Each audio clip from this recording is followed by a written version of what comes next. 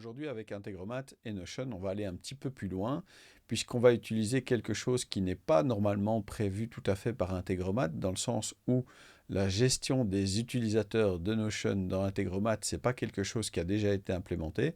Par contre, ce qui a été implémenté dans Integromat, c'est la possibilité de faire des calls à l'API, d'appeler l'API Notion à travers Integromat pour des fonctions justement qui ne seraient pas encore supportées nativement par Integromat. Et donc c'est ce qu'on va faire aujourd'hui. On va faire un call API pour aller chercher les utilisateurs d'un workspace Notion. On va utiliser des data stores, tout ça pour utiliser en combinaison Figma.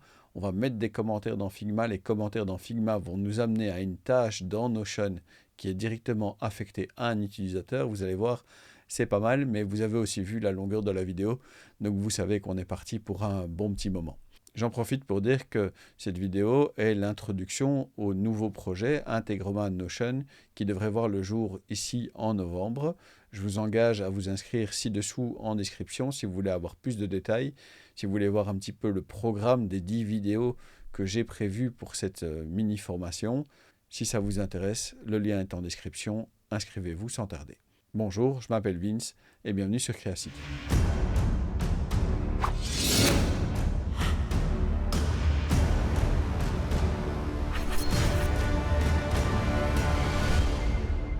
Alors à proprement parler, cette vidéo-ci n'est pas tout à fait un tutoriel pas à pas comme je peux le faire d'habitude, puisque mon objectif c'est de vous montrer toutes les étapes qu'on va accomplir, tout ce qu'on va faire, mais sans le construire avec vous pas à pas. Ça c'est ce que je ferai dans Integromat Notion.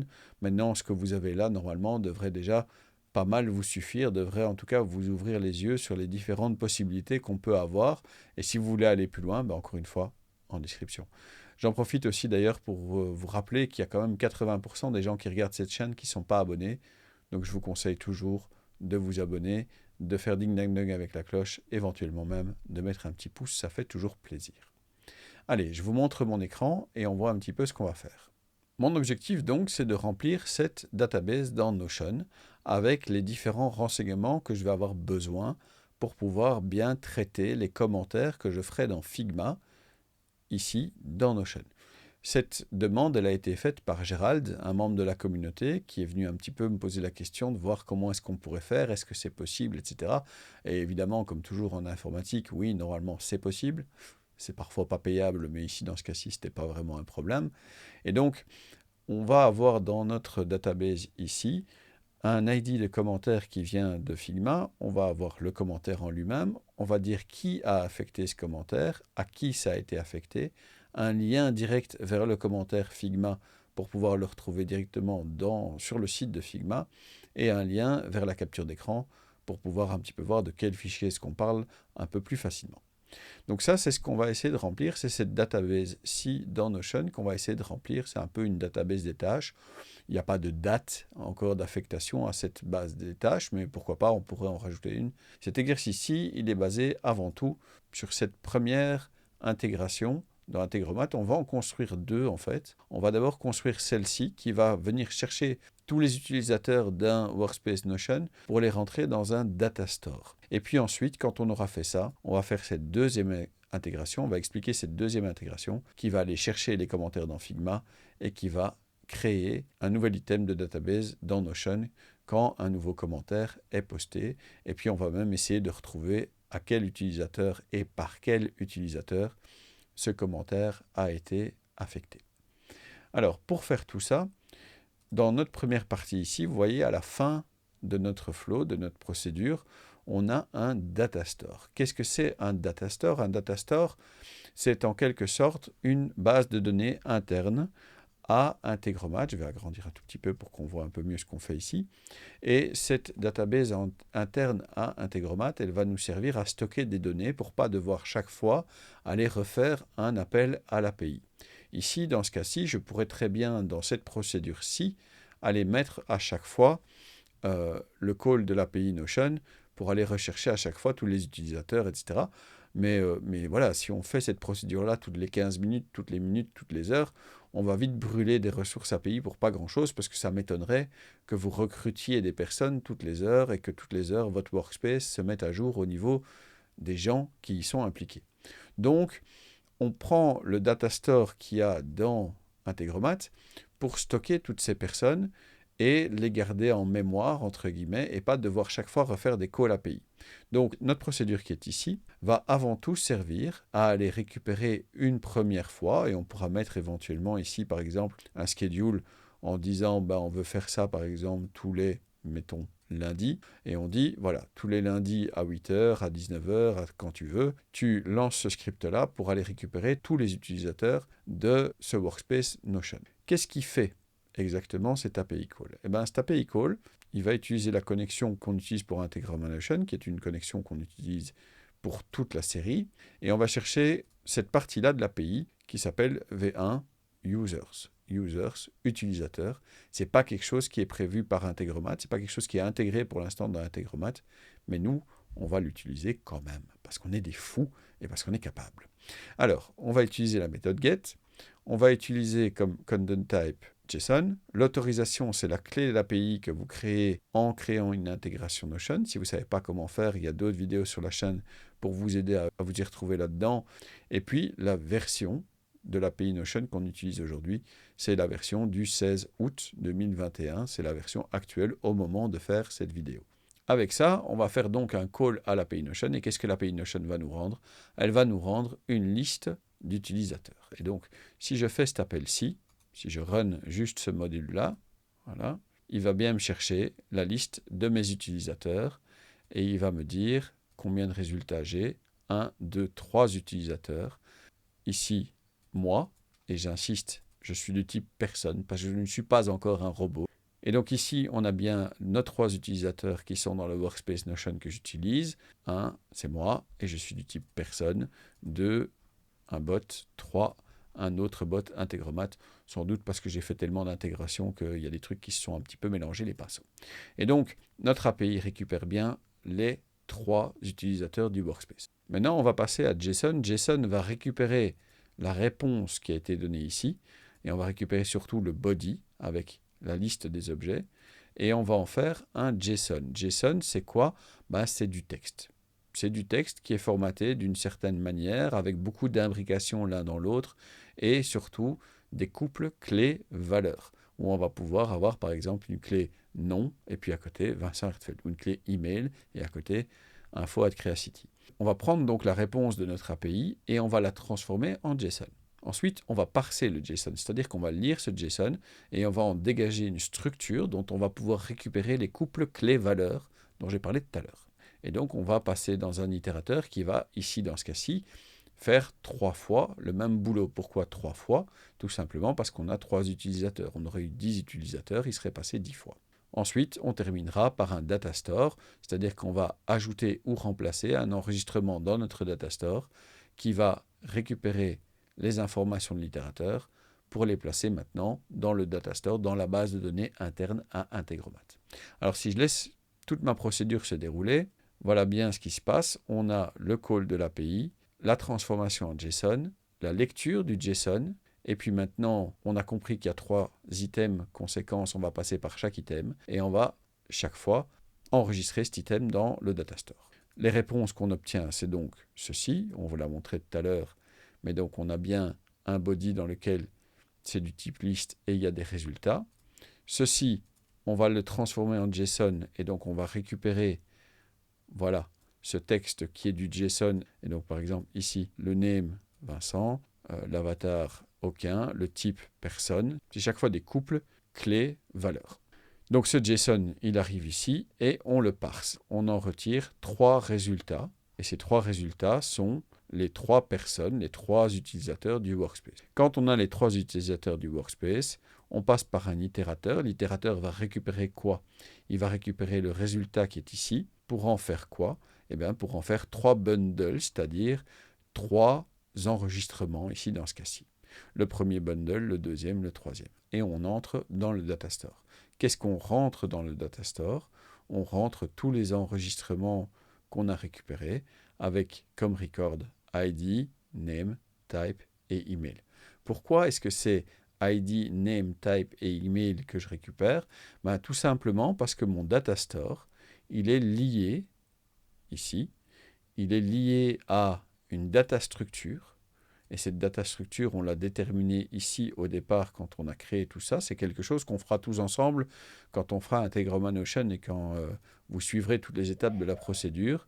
Mais on a bien ici, pour Notion Users, ces 4 champs qu'on veut récupérer. OK? Donc, avec tout ça, on a maintenant un data store qui est complet, dans lequel on a bien moi, qui est du type personne, avec mon adresse email, et surtout mon ID pour éviter les répétitions, et parce que c'est un champ unique, et qu'on en aura besoin pour faire l'affectation des personnes tout à l'heure, le nom, le type, l'email s'il y en a une, mais surtout l'ID. Donc avec ça, on a fini la première partie, on a récupéré les utilisateurs de Notion, et on les a mis dans un data store, on les a stockés pour plus tard. Passons maintenant à Figma. Et Figma, c'est quoi? C'est un logiciel pour faire des prototypes, pour montrer, pour faire du design. On va chez le client, on fait ensemble à quoi son application va ressembler, etc. Dans Figma, on a des équipes. Dans les équipes, on a des projets. Et le projet, il a un ID ici au-dessus. Ça va être intéressant, on va devoir le récupérer tout à l'heure. Donc on a besoin de cet ID de projet. Et dans ce projet, on a des fichiers, on a des designs sur lesquels on peut mettre des commentaires. Et donc, par exemple, ici, si je vais dans ce design-là, je peux ajouter des commentaires. J'en ai déjà mis quelques-uns pour faire tous mes essais. Et je vais rajouter un nouveau commentaire. Et ce nouveau commentaire, on va dire, change la couleur de fond. Et surtout, ce qu'on va faire, on va mentionner un utilisateur. Alors, 2 choses par rapport à cette mention. Première chose, elle doit être à la fin de votre commentaire. Deuxièmement, la manière d'écrire le nom dans Figma doit être la même manière d'écrire le nom dans Notion. C'est-à-dire que si vous voulez qu'on puisse à un moment ou l'autre faire une recherche sur Vincent Hertzfeld, il faut que ce soit écrit Vincent Hertzfeld des 2 côtés. Et donc ici, je fais mon arrobase, et puis hop, je mentionne Vincent Hertzfeld avec mon arrobase. Je vais placer ce commentaire, voilà, il est mis. Et maintenant, je vais voir ce que ça peut donner dans Integromat pour intégrer ce commentaire dans Notion. Alors, qu'est-ce qu'on va faire avec cette histoire-là? Première chose, dans Integromat, on va rajouter un premier module Figma qui va aller lister tous les fichiers d'un projet. Quel projet? Le projet dont on a récupéré l'ID ici au-dessus tout à l'heure. Ensuite, je vais lister les commentaires, c'est-à-dire est-ce que dans ce projet, il y a des fichiers? Ça, c'est ce qui est retrouvé ici. S'il y a des fichiers, je vais faire un listing des commentaires. S'il y a des commentaires, est-ce que ce sont des nouveaux commentaires? Si ce sont des nouveaux commentaires, alors on va continuer la procédure, mais si c'est des commentaires qui sont déjà placés dans Notion, ça ne sert à rien de les remettre. Donc on a bien un filtre ici qui nous dit, s'il y a un commentaire, alors fais une recherche dans Notion. Une recherche sur quoi? Pour voir si c'est un nouveau commentaire ou pas. Si c'est un nouveau commentaire, alors on fait un parsing du texte, c'est-à-dire qu'on va lire le texte qui est dans le commentaire et on va essayer de récupérer une certaine valeur. Vous avez bien compris, c'est ce qui sera derrière l'arrobase qui a servi à mentionner mon nom tout à l'heure dans le commentaire Figma. On va transformer ceci, le résultat de ceci, on va le transformer en une variable. Et cette variable, on va venir voir ici dans le data store qu'on a créé tout à l'heure, si on peut retrouver quelqu'un qui a affecté et à qui est-ce que ce commentaire a été affecté. Au final, avec tout ça, on crée un nouvel élément dans la database et si jamais il y a une erreur, on ignore. Ça, c'est quelque chose que j'ai mis en place pendant tous mes essais. Vous pourriez très bien vous en passer quand vous aurez fini et quand vous êtes sûr que votre procédure fonctionne à chaque fois. Étape par étape maintenant. Maintenant qu'on a créé un nouveau commentaire, ça va venir s'ajouter à tous les commentaires qui sont déjà ici. Donc je vais lancer mon Integromat, je vais lancer mon flow ici pour vous montrer un petit peu après ce que ça donne. Il est en train de récupérer la liste des fichiers du projet. Ensuite, il regarde s'il y a des commentaires. Il regarde tous les commentaires et puis il vérifie s'il y en a des nouveaux.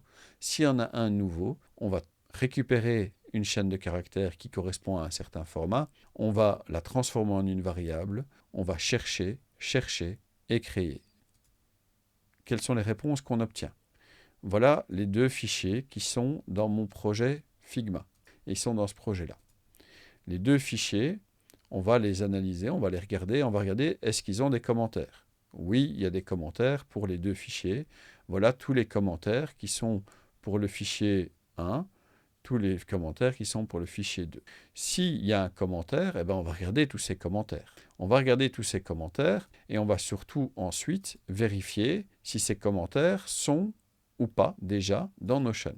S'ils sont déjà dans Notion, ça ne sert à rien d'aller les rajouter. Par contre, Ici, on se rend compte qu'il y en a un qui est nouveau. Pourquoi? Parce que son ID de commentaire n'existe pas encore dans Notion. On va pouvoir poursuivre notre flow. Il récupère ensuite @VincentHertfeld. Comment est-ce qu'il fait ça? Il fait ça grâce à cette petite expression régulière qui est ici, qui dit qu'on a un une arrobase, et ensuite qu'on a n'importe quel caractère, le point, pris une infinité de fois. Et ça nous dit que, en fait, dans le commentaire, ça va récupérer tout ce qui est derrière l'arrobase. Et puis, on ne coche aucune de ces cases, sauf la dernière qui est, il faut continuer quand même le chemin si jamais il n'y a pas eu d'affectation, si c'est juste un commentaire général pour lequel il n'y a pas eu d'affectation. Ensuite, où est-ce qu'on cherche cette expression régulière? Dans le message. Maintenant, du on récupère juste la partie qui est derrière, Vincent Hertfeld, on enlève le grâce à quoi? Grâce à un split qui prend la chaîne de caractères et qui split avec l'arrobase. Et puis on va faire la recherche dans le datastore. Et donc on va faire une recherche dans le datastore en comparant name avec name. Quel name? Celui qui vient de là. Donc ici, est-ce que dans mon datastore, j'ai une valeur name qui est la même que la valeur qui est stockée ici dans la variable? Et en plus, est-ce que le type de personne qui est ici dans le datastore est bien du style personne et pas bot? On le fait ici pour cette partie qui est en réalité la personne à qui on va affecter cette tâche, et on le fait ici aussi pour la personne qui affecte la tâche et qui vient en fait du numéro 2, donc de cette partie ici, qui est de user handle, c'est-à-dire qui a laissé exactement le commentaire. C'est quelque chose qu'on trouve ici dans user handle, le nom de l'utilisateur. OK? Avec tout ça, on est prêt à créer un database item, un item de database dans Notion, qui va utiliser notre connexion Integromat Notion, qui va utiliser la database commentaire Figma NotionDB, qui va utiliser le message qui vient d'ici, qui vient des commentaires qui ont été listés, qui va récupérer l'ID du commentaire ici aussi, qui vient de là, qui va récupérer un lien du commentaire avec une partie qui est en dur, c'est cette partie-ci, et puis après la clé du fichier, pour retrouver ce fichier uniquement. L'affecté par, il vient de où? Il vient d'ici. Il vient de la personne qui a affecté le commentaire. Le thumbnail URL, il vient bien ici, il vient du projet. Et le record ID, c'est bien la personne à qui on affecte cette tâche. Ça vient du 28, donc ça vient de cette recherche-ci. Avec ça, on a bien créé notre nouvel item de database. Si je reviens ici, je l'ai bien là. Et en plus, vous voyez, il a été affecté. On a bien ici l'affectation qui se fait. Moi, je l'ai deux fois puisque je suis en même temps la personne qui affecte et la personne qui est affectée. Mais on a bien une affectation avec une vraie mention, avec une vraie notification dans Notion. Donc, votre collaborateur peut savoir exactement quel est le fichier, quel est le commentaire, éventuellement même voir ici la vignette du projet, etc. Donc voilà, c'est assez puissant. Le lien ici vous ramène bien sur le projet dans Figma. Donc c'est vraiment, à mon avis, un bon outil pour collaborer avec la personne qui fait du design dans votre boîte. Mais évidemment, les principes qu'on a appliqués ici, ils peuvent s'appliquer un petit peu partout. En effet, si vous savez faire ça ici pour des commentaires dans Figma, vous pouvez le faire un peu partout. Ce n'est pas très compliqué, ça n'est pas plus compliqué qu'autre chose. La partie principale, c'était peut-être la partie avec le call API pour récupérer tous les utilisateurs. J'espère que cette vidéo vous aura plu et qu'elle vous aura un petit peu ouvert les yeux sur tout ce qui est possible. Si ça vous intéresse vraiment, encore une fois, en description, vous avez un lien pour vous inscrire à Integromat Notion. Je rappelle aussi que le 22 octobre, on a notre premier meet-up de communauté francophone de Notion qui se passe à Paris. Malheureusement, on n'avait pas beaucoup d'inscrits parce que, passe sanitaire, on avait bien plus de personnes qui voulaient venir que de personnes qui ont pu s'inscrire. Je rappelle quand même à cet égard que si vous voulez me rencontrer, le 23 octobre, je suis encore à Paris. Et donc, prenez contact avec moi, un petit mail sur le Discord du Notion en français ou sur le Slack du NoCode France pour me dire si vous voulez qu'on se rencontre. Je serai normalement dans le quartier Opéra. Ça me fera plaisir de vous voir, ça me fera plaisir d'écouter vos projets. Et si on peut faire quelque chose ensemble, ça fait plaisir aussi. Encore une fois, je m'appelle Vince, je vous remercie d'avoir regardé cette vidéo. N'oubliez pas de vous abonner, de commenter, de partager, d'aimer et de faire ding dang dong avec la cloche. Soyez sympa dans les commentaires parce que les trolls, c'est uniquement chouette quand ça danse, ça chante ou ça fait des câlins. J'espère vous voir bientôt. Merci et au revoir.